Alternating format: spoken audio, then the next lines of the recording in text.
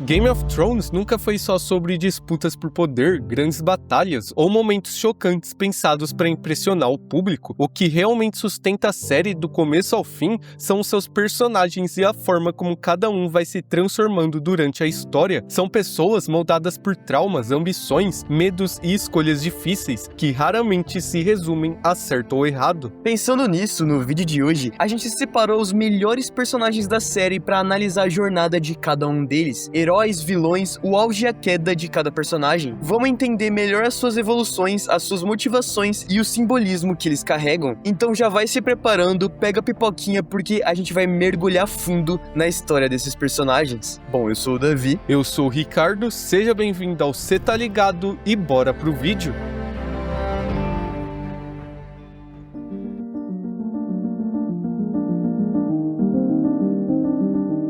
Cara, o Jon Snow é um dos personagens que possui uma das jornadas mais transformadoras da série. Desde o início, ele nunca pertenceu a lugar nenhum. Era o bastardo de Winterfell, nem totalmente Stark, nem aceito por nenhuma casa. Aquele que ficava ali no canto, na sombra, mas sempre tentando provar o seu valor. E isso é muito forte na trajetória dele, porque é exatamente esse sentimento de não pertencimento que o faz ir pra muralha. E lá, mano, ele não vai em busca de glória nem nada do tipo, mas sim algo que dê sentido à sua própria existência. Alguma coisa que dê sentido pra vida dele. Só que quando chega na muralha, a realidade é bem diferente. No frio e no caos, ele descobre que o mundo é um lugar injusto e cruel, mas ao mesmo tempo é nesse ambiente que ele aprende a lutar, a perder e a principalmente a liderar. A realização de seu juramento, baseado em lealdade, dedicação e renúncia, marca o fim de sua vida anterior de recruta e o início de sua jornada como membro oficial da Patrulha da Noite. Com o passar do tempo, ele vai amadurecendo de um garoto ingênuo a guerreiro e depois Lorde Comandante, aprendendo também que a verdadeira liderança não vem do desejo por poder, e sim da necessidade de proteger. Quando ele decide se aliar aos selvagens, que até então eram os inimigos jurados da patrulha, para muitos isso soa como uma traição. Resultado, ele acaba sendo morto da pior maneira possível, apunhalado pelos próprios irmãos de juramento, os mesmos caras com quem ele dividia o pão. Só que, obviamente, a sua história não acaba ali. Contra todas as expectativas, ele retorna à vida, porém, não o mesmo. Seu renascimento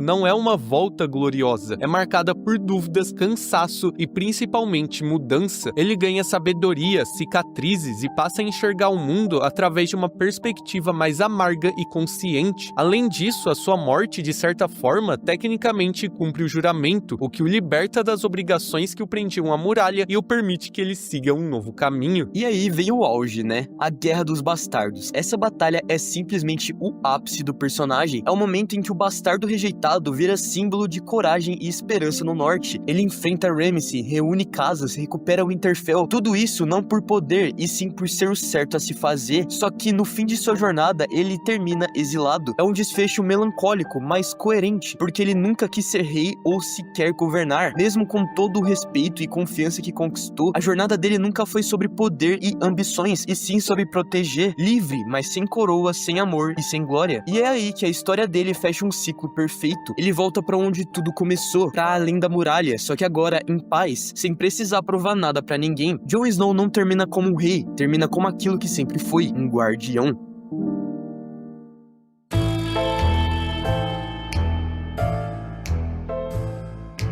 Para continuar a lista, não podíamos deixar de falar de um dos personagens favoritos de muita gente, Tyrion Lannister. Tyrion é um personagem que nasce em berço de ouro, no lugar certo, porém, por ser um anão, não é aceito por ninguém. Mesmo sendo um Lannister, ele cresce sendo desprezado pela própria família, chamado de meio-homem, aberração, tratado como piada. Só que ao invés de se render a isso, ele aprende a usar sua inteligência como sua verdadeira arma. Tyrion percebe cedo que não pode competir com força física ou prestígio familiar, então passa a utilizar suas estratégias e sua incrível capacidade de manipulação e influência ao seu favor. E isso é muito forte no arco dele, porque Tyrion sobrevive em um mundo onde seria facilmente esmagado por ser mais esperto do que os outros. No começo, a gente vê ele tentando viver a vida no limite, bebendo, fazendo piada, fingindo que nada o atinge, mas por trás dessa fachada existe alguém que só queria ser reconhecido pelo que é e não pelo que o mundo diz que ele é. E aí vem a virada, ele vira a mão do rei, salva King's Landing na batalha de Blackwater e prova que é mais capaz que todos os que sempre o subestimaram. Mas é claro que em Westeros ser inteligente tem um preço. Quanto mais ele brilha, mais atrai ódio. Ele é acusado injustamente, traído pelo pai, pela irmã, pelo próprio nome que carrega. O julgamento dele é um dos momentos mais intensos da série. Ali não é só um homem se defendendo, é toda uma vida gritando por justiça. E mesmo assim ele sai destruído, mata o pai e precisa fugir. Só que cara, essa queda não quebra Tyrion e sim transforma ele. Do homem que só queria reconhecimento, nasce alguém que entende o peso do poder e da responsabilidade. Ele se torna conselheiro de Daenerys, luta por um mundo mais justo, mas mesmo assim erra, sofre, é desacreditado de novo. Tyrion não é um herói e tá longe disso. Ele é alguém que carrega culpa, inteligência e esperança ao mesmo tempo. No final ele sobrevive e isso diz muito, porque no mundo em que a força e a violência parecem valer mais do que qualquer palavra, ele vence sendo o mais improvável de todos. Tyrion começa sendo piada e termina decidindo o futuro dos Sete Reinos.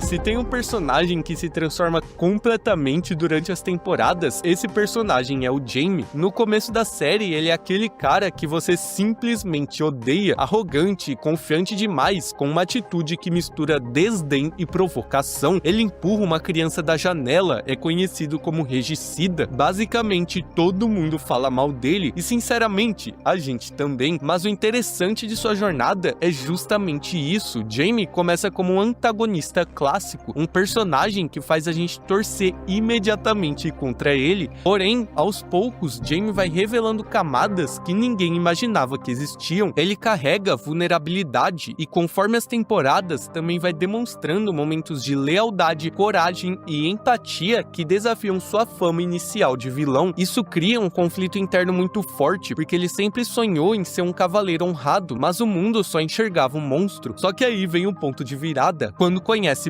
Brienne, ela enxerga nele algo que nem ele mais via, e quando ele perde a mão, que era praticamente a identidade dele, Jaime é obrigado a se reconstruir, a entender quem ele é de verdade e além da espada. E é isso que torna o arco dele tão humano. Diferente de muitos personagens, Jaime realmente tenta mudar. Ele luta, se redime, ajuda Brienne, age com coragem e honra quando ninguém espera. Mas ao mesmo tempo, ele também nunca consegue se libertar completamente das correntes que o prendem a Cersei. O relacionamento com ela molda grande parte de sua trajetória.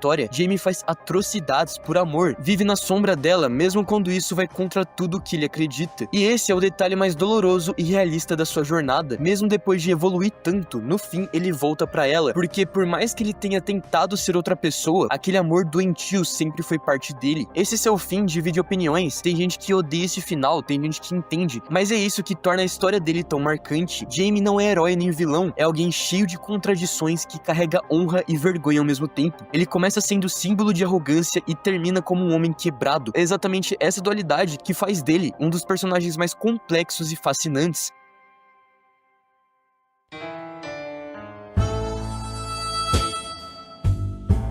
Cersei Lannister possui uma das jornadas mais impressionantes de toda a série. No começo, cara, ela é mais uma figura de bastidores, sabe? Sempre ali, na sombra de Robert, Tywin e Joffrey, controlando as coisas pelas bordas. A força dela não tá em batalha nem em exércitos, mas na capacidade de manipular, planejar e sobreviver. Cersei entende que ninguém vai simplesmente entregar o poder a ela, então aprende a conquistá-lo de outras formas. O mais interessante é que essa ascensão acontece de forma bem lenta, quase silenciosa. Enquanto outros personagens têm arcos explosivos, o dela é de pura construção, passo a passo. A cada rei que morre, a cada figura de autoridade que cai, a presença dela cresce junto, e quando ela finalmente se torna rainha de fato, não é só um título. É como se todo o poder que Cersei sempre acreditou merecer finalmente estivesse nas mãos dela. O jeito que ela muda visualmente, emocionalmente e até na postura nessa fase mostra isso perfeitamente. Aquela mulher que um dia viveu a sombra, agora é a própria sombra que passa a engolir tudo que vem pelo caminho. Mas o que deixa a jornada da Cersei tão marcante é o caminho que ela percorre até chegar lá. Ela passa por uma das cenas mais pesadas de toda a série, a Caminhada da Vergonha. Aquilo é o fundo do poço, o momento em que ela é humilhada na frente de todo mundo. mundo, despida de poder, de orgulho, de tudo. Só que em vez de quebrar, ela sai ainda mais perigosa. Quando explode o septo, a mensagem é clara, não é só uma vingança, é a sua ascensão. A partir dali, ela assume uma postura quase tirânica, fria e calculista. Só que, como sabemos, esse poder tem um preço. No auge, ela está completamente sozinha, sem Tywin, sem os filhos, sem Jaime ao lado. Ela conquista tudo, mas perde tudo no processo. E é isso que torna o final dela tão simbólico. Cersei morre cercada pelas pedras da Fortaleza Vermelha, o mesmo castelo que representava seu poder. A construção dela é tão forte que até no fim, mesmo sendo vilã, a gente entende a humanidade por trás. Ela foi movida por ambição, claro, mas também por amor, medo e proteção. Cersei não termina apenas como a vilã odiada, mas termina como uma mulher que amou, temeu e lutou até o fim.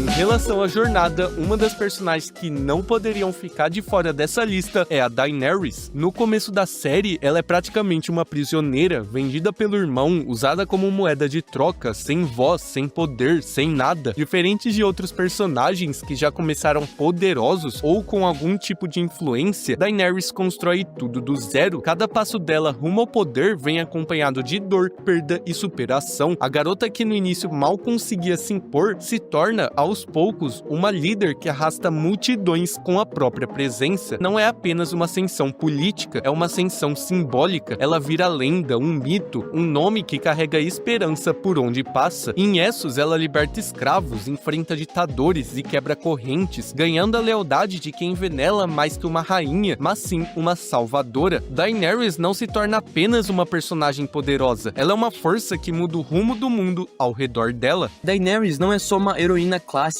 que luta pelo bem, ela é uma figura complexa moldada tanto pela esperança quanto pelo fogo. No começo, ela combate tiranos, mas no fim, ironicamente, ela se torna um deles. E embora essa virada final aconteça de forma rápida e muita gente tenha se frustrado, isso não apaga o caminho construído até ali, porque ver Daenerys sair de uma jovem frágil até se tornar a mãe dos dragões e libertadora de cidades inteiras foi algo grandioso. Mas quando chega ao Westeros, ela não encontra o mesmo amor e devoção que recebeu em Essos. E essa rejeição quebra algo dentro dela. O mesmo fogo que libertava começa a destruir. Os dragões, antes símbolos de renascimento, viram instrumentos de vingança e poder. E é aí que o mito da libertadora se mistura com a imagem de uma conquistadora impiedosa. Mesmo que no fim ela acabe sendo consumida pelo próprio poder, a jornada de Daenerys foi provavelmente a mais intensa, marcante e trágica de toda a série.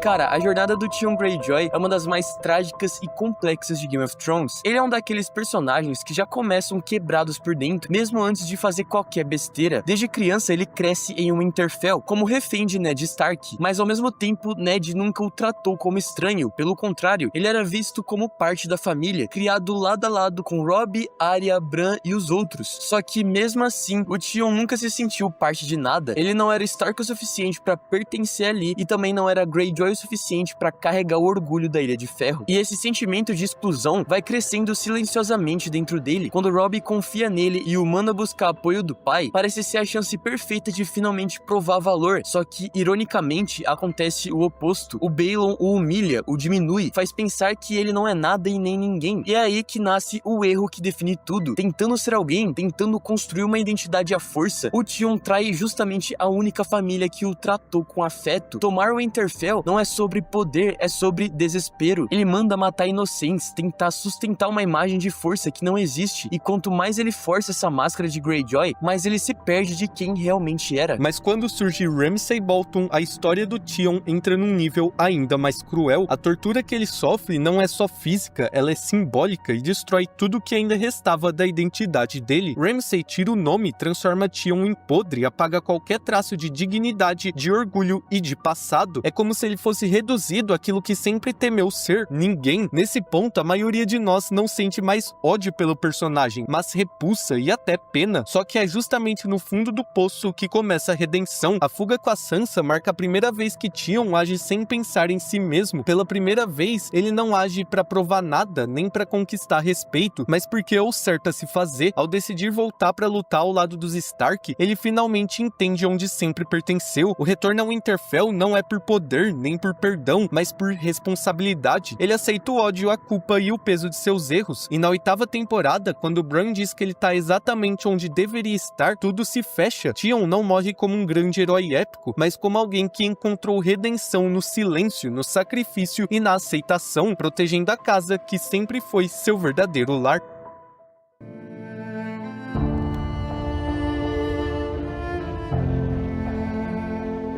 Brienne de Tarth é uma das personagens mais puras de Game of Thrones, e isso num mundo que parece punir qualquer tipo de pureza. Em Westeros, ela raramente é levada a sério, sendo constantemente menosprezada e ridicularizada por aqueles que não compreendem o seu valor. Só que, diferente de muitos, ela nunca tenta se moldar ao que o mundo espera. Ela escolhe ser quem é, uma cavaleira, mesmo quando tudo ao seu redor diz que isso não é possível. E é justamente aí que nasce o traço mais forte da personagem, a lealdade. Brienne leva juramentos a sério no mundo que vive quebrando promessas. Quando ela jura lealdade a Renly Baratheon, não é por status ou poder, é porque ele foi um dos poucos que a tratou com respeito, sem zombar e sem reduzi-la. A morte de Renly não quebra Brienne, ela transforma aquele juramento em propósito. Depois com Catelyn Stark, isso se repete, e o curioso é que mesmo após a morte da Lady Stark, Brienne não abandona a missão, ela continua procurando pelas filhas Stark sem recompensa, sem reconhecimento e sem ninguém olhando. Em um mundo que esqueceu o verdadeiro significado da palavra honra, Brienne escolhe viver por ela, mesmo que isso signifique caminhar sozinha. E o mais interessante, cara, é como Brienne funciona como um espelho para outros personagens, principalmente pro Jaime Lannister. O Jaime começa a história sendo tudo aquilo que ela despreza, arrogante, quebrador de votos, alguém que alcança tudo pelo sobrenome e pelo poder. Já Brienne representa tudo aquilo que ele perdeu ao longo da vida, honra, lealdade e valores. Ela não tenta mudá-lo com discursos ou julgamentos, ela muda pelo exemplo. Sempre que o Jaime age melhor é quando tá perto dela, mas sempre que se afasta, ele regride. Brienne mostra na prática o que a cavalaria deveria ser. Enquanto outros cavaleiros traem suas promessas, negociam princípios e se vendem quando convém, ela permanece firme, mas ser íntegra nesse universo tem um preço alto. Ela faz o que é certo sem ser reconhecida por quase ninguém durante toda sua jornada. É por isso que a cena em que Jaime a torna cavaleira é tão simbólica. Aquele momento não é apenas sobre um título, é sobre reconhecimento. Ela sempre foi cavaleira, um mundo que demorou pra enxergar. No final da série, mesmo com decisões controversas, Brienne mantém sua essência. Ela não trai quem é, não distorce seus princípios e continua servindo algo maior do que si mesma, mostrando que coragem e caráter podem ser tão poderosos quanto qualquer exército ou reino.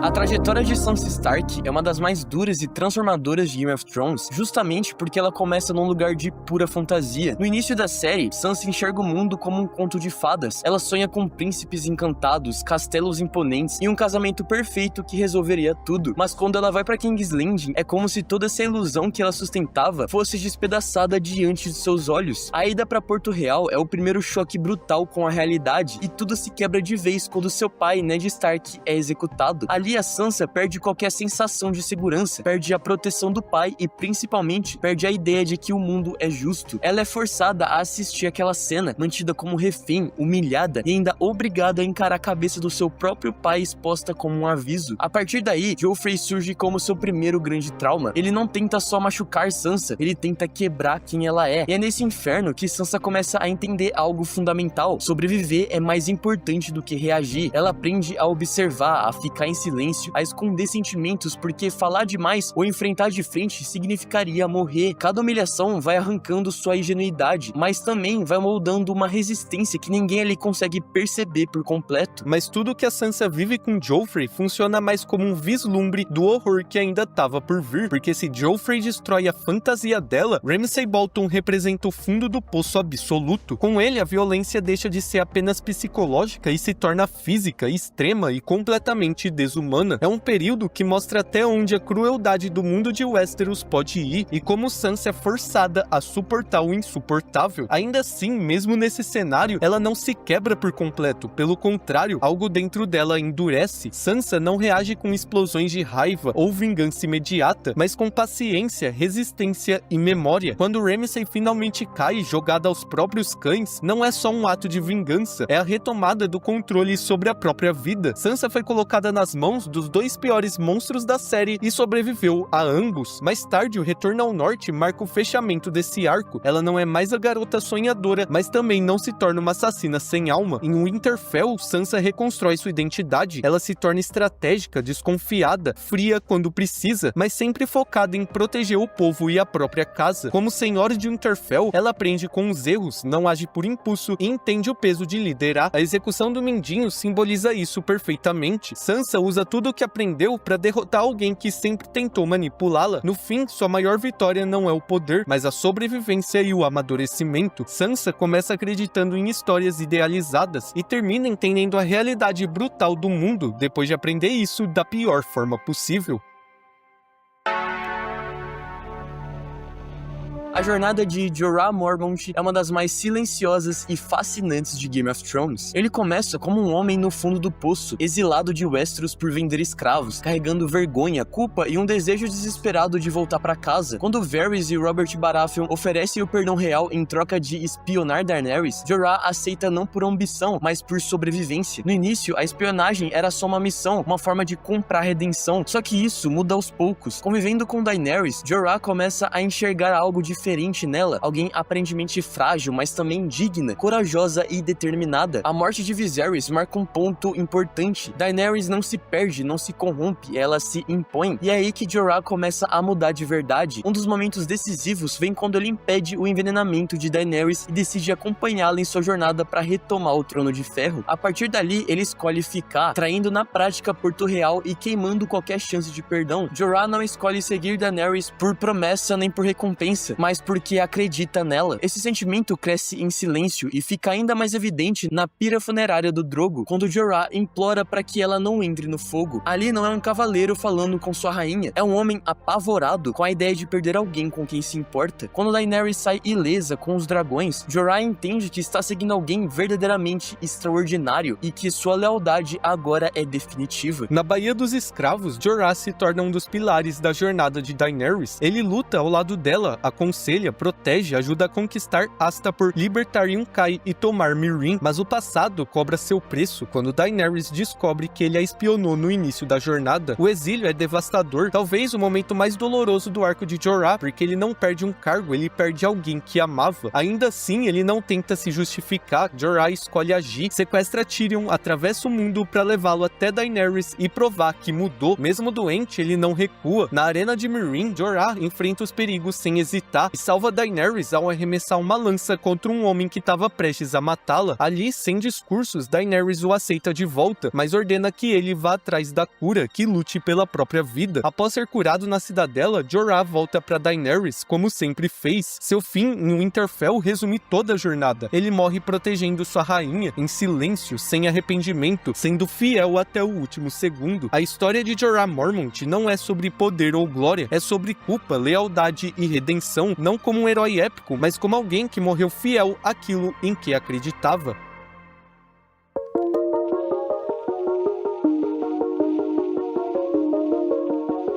Arya Stark nunca se encaixou no papel que o mundo tentou impor pra ela. Desde o começo fica claro que aquele destino de Lady, de silêncio, de obediência, simplesmente não fazia sentido pra Arya. O que ela queria era liberdade, autonomia, queria escolher o seu próprio caminho. Só que seu destino vira algo muito mais pesado quando Ned Stark é executado. A execução do pai não é só uma perda, é um rompimento definitivo com qualquer resquício de infância. Ali a inocência acaba. A partir daquele momento, Arya entende que o mundo não é justo, não é seguro e não perdoa. Ela precisa fugir, se esconder, mudar de nome, fazer qualquer coisa pra continuar viva. E esse trauma passa a moldar tudo. A famosa lista surge como uma tentativa desesperada de dar sentido ao caos, de organizar a dor, de transformar o medo em algo controlável. Não é só vingança, é sobrevivência. Na estrada, Arya vê massacres, traições e pessoas boas morrendo sem motivo. Lá, junto com Sandor, ela aprende a se adaptar rápido, aprende a enganar, a roubar e, quando não existe alternativa, a matar. Não porque gosta, gosta, mas porque o mundo não deixa outra escolha. Quando a Arya chega em Braavos, a jornada dela entra numa fase ainda mais perturbadora. Na casa do preto e do branco, a condição é clara, o esquecimento. Ela precisa deixar de ser Arya Stark. Ali, ela aprende a apagar emoções, a matar sem identidade, a se tornar ninguém. Só que esse é o conflito central da personagem. Arya até tenta desaparecer, mas nunca consegue abandonar quem ela é de verdade. E o momento em que ela rejeita a casa do preto e do branco é crucial, porque ali Arya faz uma escolha consciente. Ela decide carregar seu nome, seu passado e sua dor. Mais tarde, o massacre dos Frey deixa isso ainda mais claro. Não é um ataque impulsivo, é calculado, frio, assustador. Arya não mata por prazer, ela executa justiça do jeito que aprendeu nesse mundo brutal. Tirando a parte do Rei da Noite, que não faz muito sentido narrativamente, o final da Arya diz muito sobre quem ela se tornou. Ela não vira Lady, não vira rainha, nem se prende ao papel de assassina. Depois de tanta morte, ela finalmente segue sua própria jornada, escolhe explorar, descobrir o mundo e além das fronteiras conhecidas. O destino de Arya não termina com poder ou glória, mas com liberdade, com um futuro aberto, capaz de escrever sua própria história, sem precisar provar nada a ninguém, além de si mesma.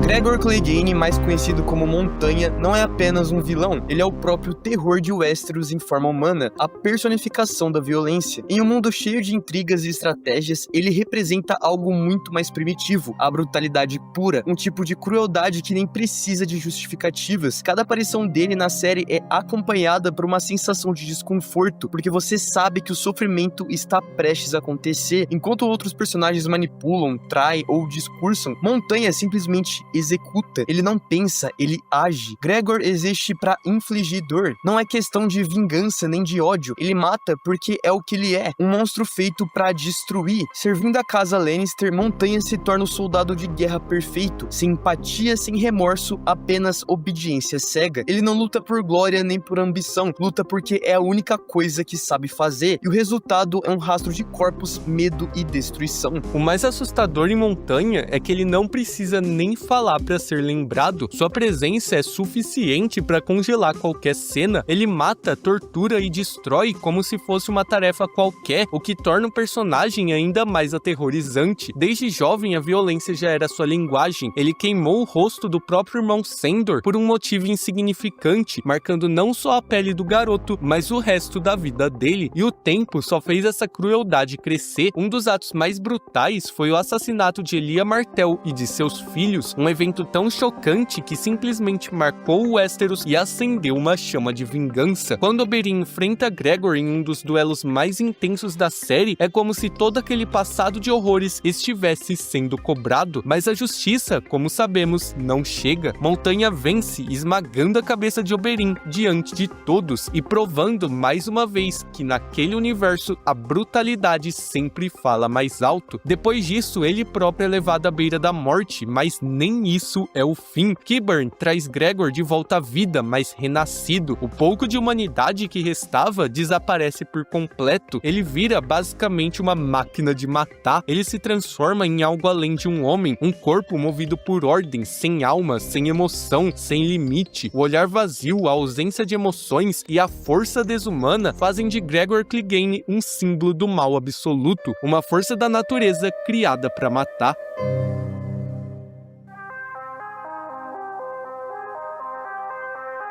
Stannis Baratheon é o retrato perfeito de um homem que se destruiu acreditando estar certo. Ele nunca foi cruel por prazer, mas pelo que chamava de dever. Desde o começo, acreditava que o trono era seu por direito e faria absolutamente tudo em nome da justiça e da fé. É uma crueldade diferente, fria, lógica e inabalável. Ele não mata por ódio, mas porque acredita que é necessário. Para Stannis, o certo e o necessário eram a mesma coisa, e é justamente isso que o torna tão perigoso. Ele não é movido por impulsos, e sim por convicção. Acredita ser o único homem justo em meio a um mundo corrupto, e essa certeza o transforma num tirano disfarçado de herói. Stannis é aquele tipo de personagem que mata em nome da ordem, que vê a violência como um preço inevitável para alcançar a verdade. Stannis é a tragédia do homem que confundiu justiça com fanatismo, alguém que acreditou estar lutando por um ideal maior, mas que na verdade acabou destruindo tudo que tocou. A frieza dele é o que mais impressiona. Stannis sempre sempre se viu como o rei legítimo, o homem que carregava o fardo da razão, mas sua jornada, ironicamente, foi marcada por execuções, punições e decisões sem piedade. Ele não enxerga nuances, para ele tudo é preto e branco, certo ou errado, e quem discorda morre. E é aí que entra Melisandre. Ele não a segue por fé, e sim por conveniência. Vê nela uma arma, uma vantagem sobrenatural que podia garantir sua vitória. Stannis tenta se aproveitar da fé, transformando o místico em estratégia de guerra, mas quando chega ao ponto de sacrificar a própria filha, é como se tudo desabasse. A cena é o ápice de seu colapso moral, o ato mais cruel e imperdoável de Stannis, o momento que ele se revela como um monstro por completo. E o mais irônico é que faz isso acreditando ser o preço da vitória, mas tudo o que ganha é o vazio. O exército abandona, Melisandre foge e o que resta é um homem derrotado por suas próprias convicções. No fim, a frieza que sempre o guiou é a mesma que o leva à ruína.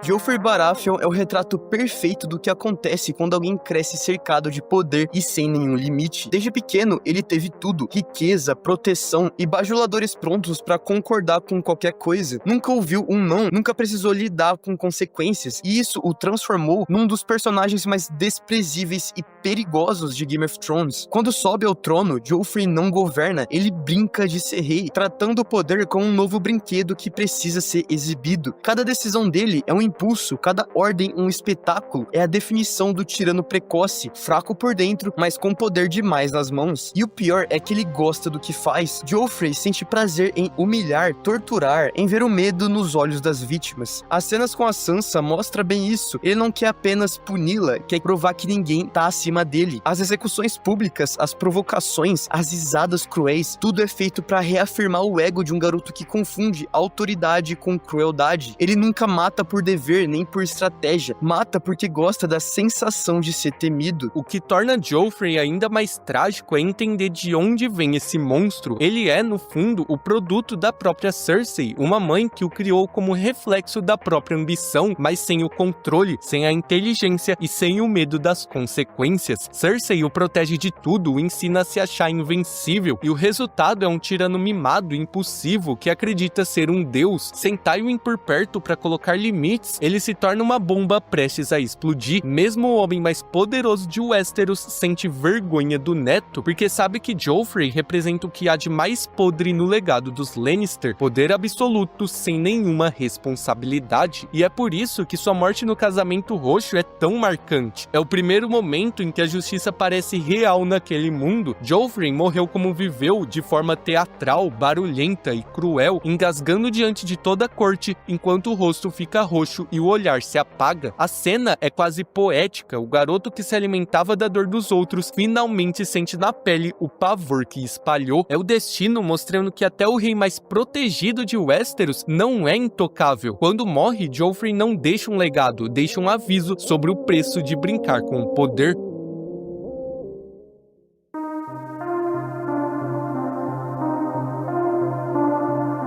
Ramsay Bolton não é apenas violento, ele é metódico, cirúrgico na maneira como destrói suas vítimas. Ele não mata por necessidade, e sim por prazer. Seu verdadeiro vício é o controle. Ramsay gosta de observar o medo crescendo, de desmontar as pessoas pouco a pouco, de quebrar o espírito antes de tirar a vida. É o tipo de crueldade que vai além da dor física. Ele quer ver o desespero nos olhos, o momento exato em que alguém perde toda a esperança. Ramsay caça mulheres por esporte, promete liberdade e em seguida solta seus cães para caçá-las como se fossem presas. E o mais perturbador é o sorriso constante no rosto, como se cada ato de tortura fosse uma brincadeira. Ramsay é o vilão que se diverte com o sofrimento, não há nenhum traço de culpa ou empatia. Cada gesto é calculado para prolongar o terror, para transformar o sofrimento em entretenimento. E quando você pensa que ele chegou ao limite, ele simplesmente vai além, porque o limite para Ramsay é só o ponto onde a diversão realmente começa. O arco dele dele com Theon Greyjoy é a prova disso. É uma das sequências mais cruéis de Game of Thrones. Ramsay não queria apenas punir Theon por ter traído os Starks. Ele queria apagá-lo completamente, o transforma em podre, um homem quebrado, sem nome, sem vontade própria. Ele não mata Theon porque a morte seria um alívio, prefere assistir a destruição lenta da identidade dele, a transformação de um homem em um fantoche. E o mais assustador é que Ramsay faz tudo isso com um olhar de calma, com um sorriso de quem tá apenas se divertindo. Diferente de Joffrey, ele é inteligente, manipulador e sabe disfarçar o sadismo com charme. Ele fala baixo, age com cautela e faz o horror parecer natural, normal. É o tipo de vilão que não precisa de um trono, porque o caos é o seu reinado. E é justamente por isso que o fim dele é tão satisfatório. Ser devorado pelos próprios cães, as mesmas criaturas que usava para caçar e torturar, é o ciclo da crueldade se fechando. E Sansa, uma das suas maiores vítimas, assistindo em silêncio, é o símbolo perfeito da justiça de Westeros. Ramsay Bolton é o ápice da maldade na série, o mal puro, sem empatia, sem redenção, o puro sadismo em forma humana.